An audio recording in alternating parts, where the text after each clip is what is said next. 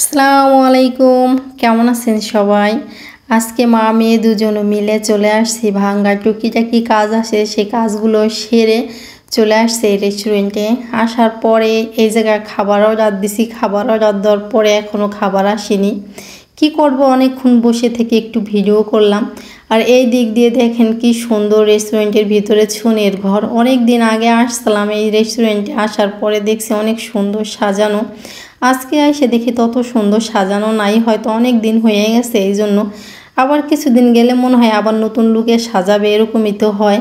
আর এই তো বসে আছি, এখনও খাবার আসে নাই। পিছনে আমরা যে সময় রেস্টুরেন্টে আসছি পিছনে দেখছি দুইটা জোড়ায় জোড়ায় পাখি বসেছিল, পাখি দুইটা তো চলে গেছে। আমার মেয়ে বলতেছে এখন তো ভয় লাগতেছে, আমরা দুজন ছাড়া কেউ নাই এই জায়গা।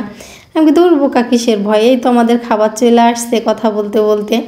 তা আমি তো খাইতেছি, মেয়েকেও বলতেছি, মেয়ে খাইতেছে না, অনেক নেয়ারা করা হইতেছে ওরে। ও যে কোনো জায়গায় যায় না কেন খাবারের জন্য এরকম নেয়ারা করতে হয়। নেয়ারা করার পরে খাবার শুরু করলে কি হবে, সবার চেয়ে কিন্তু সেই আবার জিতে।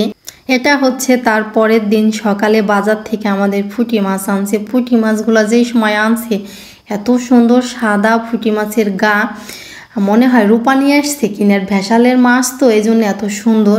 তাই তো মাছ কাইটে ধুয়ে পরিষ্কার করে আমি দুই ভাগ করে নিছি, বড় একটা ভাগ করেছি আর ছোটো একটা ভাগ করছি। বড় মাছগুলো আজকে লাউ দিয়ে রান্না করব, ছোট মাছগুলো ফ্রিজে রাইখা দিব, ওইটাও মনে হয় শাক দিয়ে চচ্চড়ি করে খাবো, নাহলে ভাইজা মশলা দিয়ে খাবো। এই তো কথা বলতে বলতে আমার মাছ রান্না করা হয়ে গেছে। আজকে লাউ দিয়ে পুঁটি মাছ রান্না করে খাবো। আর আজকের তরকারি এত মজা হয়েছে বলার মতন না। আর লাউ দিয়ে পুঁটি মাছের তরকারি অনেক দিন পরেই খেলাম। তা তরকারি রান্না করার পরে এদিকে আমাদের বেশি বতি হয় নাই, ফুলা কলা পইরা গেছিলো, কি আর করার। শুনছি 21 দিন গেলে নাকি কলা রম্বি কলা খাওয়া যায়। তো 21 দিন না, কলার বয়স কিন্তু 1.5 মাসের মতন ছিল। সেই কলা ঘরে এনে রাখা হয়েছিল, একটা ভিডিওতে আপনাদের দেখাইছি।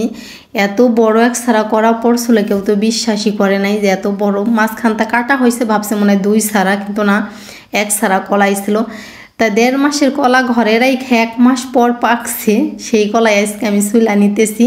ফেলাই দিব কেন, যা খাওয়া যায় সেই জায়গার থেকে আমি বাইসে বাইসে চুলা নিতেছি। এইগুলা দিয়ে বড়া পিঠা বানাবো আজকে।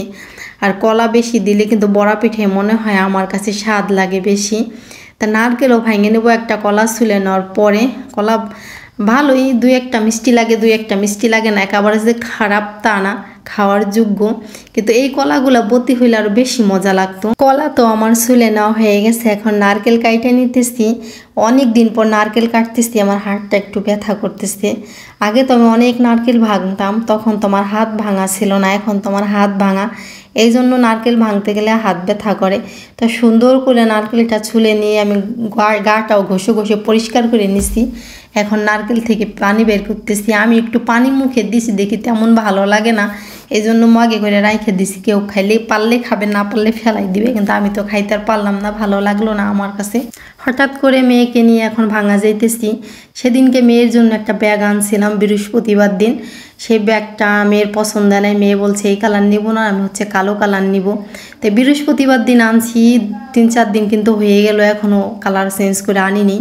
এর থেকে বেশি হয়ে গেলে বা দোকানদাররা একটু আবল তাবল কথা বলতে পারে, এটা স্বাভাবিক, অনেক দোকানদাররাই বলে। তা আমি চলে আসছি ব্যাগের কালার চেঞ্জ করার জন্য। আবার এই কদিনের ব্যাপার, তাই বলতেছি কবে নিছেন।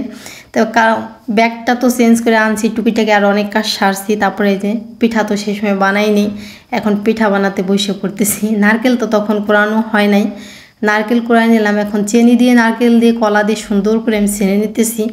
এটা ছেনে রাইখে দেবো চিনি দিয়ে, যেহেতু চিনির থেকে পানি বের হবে, কিন্তু এই কারণে আগে থাকতে এটা ছেনে রাইখে দিতেছি। তারপরে যাবো হচ্ছে চাল ব্লেন্ডার করতে, চালও কিন্তু এখনও ব্লেন্ডার করা হয় নাই। তো ভাবলাম এটা ছেনে রাইখে যাই, তারপরে চালটা ব্লেন্ডার করে নিই। এই তো চাল ব্লেন্ডার করে সুন্দর করে মাখাই নিছি। দেখেন, আর কিছু গুঁড়ি হলে মনে হয় ভালো হইতো, মিষ্টি একটু কম হয়েছে। এখন যদি মিষ্টি দিতে যাই তা আরও পাতলা হয়ে যাবে, এই জন্য আর চিনি দিতে পারলাম না, গুঁড়ি যেহেতু নাই।